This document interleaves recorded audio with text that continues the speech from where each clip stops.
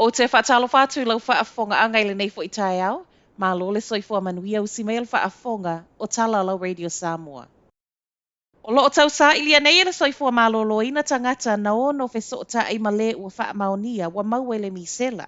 O le case whaamaonia le misela le tangata whaato ātau nu umai atunu umamau, ma e whaapea o lea sai le Emergency Department i le whale mai au Kilani Crafton i le pō le aso sa whaato a umatu. O le wa umana feso o ta ai tangata sai to tono o le whale mai i le taimi nā sia i le case whaamaonia. E se mai le whale mai, sa iai fo i le ua maue le misela i le Bacon Beans Bakery i Takanini i le aso lua o le vai aso tālu ai. Mai le 15 minute te e leitu lai lima i le afiafi e o atu i le toe kuata i leitu lai fitu. So o se tasi ua whaalongo ina aunga a mata o le misela e iai le fiva, tale, tawhele isu, tangi mata ma mangeso le tino, o loo fautua ina e vave whaafsota i le Healthline manofo i le fale, ma e le tatau nālu i le whale mai pēva ai fo i le fō mai, e au noa ma le wala au mua mua i le telefoni. O le case whaamaonia i le misela, o le lona whaa i leo tangata māua i le whaamai au Kilani, ma e whesota ai umai pāse se whai malanga mai whafo.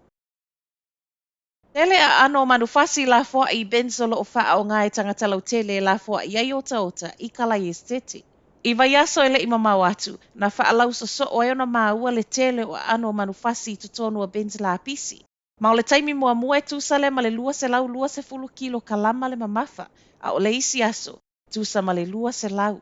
A matanga le vai aso nei na toe māuai le se fulu whātanga pepa. O lo o iei a ano manufasi e tūsalo na mamafa ma le lua se lau lima se fulu kilo kalama ua la fuai. E le o mauti no e tūsa matala le council a Kalai Estate pe mai fea, a e po ni a ano manufasi la fuai a SEP sinisi. A whai a o SEP sinisi o lo iei masalo salongo lo tau mawhai e alo mai le totongi ino dumping fees. Po o le tau e la fuai iei o taota. O la pisi la fuai o lo whaia wha asoli tu la fono, o whai mai le council a Kalai Estate e whesota i atu i le telefoni pe asi la fia.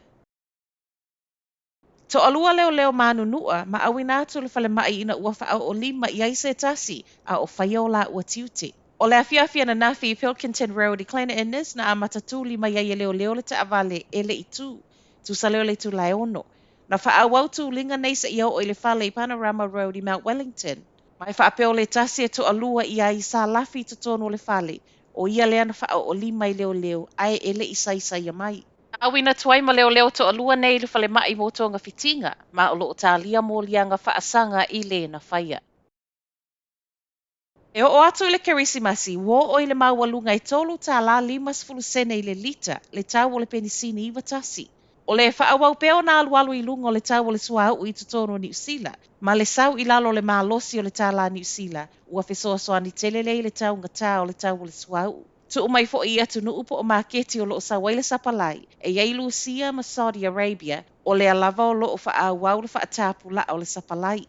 O i tū nei whai mai eile AA, e ono o atu i le kerisimasi, wo o i lunga i le tolu tā la 5 sene i le lita le tau o le penisini iwa tasi.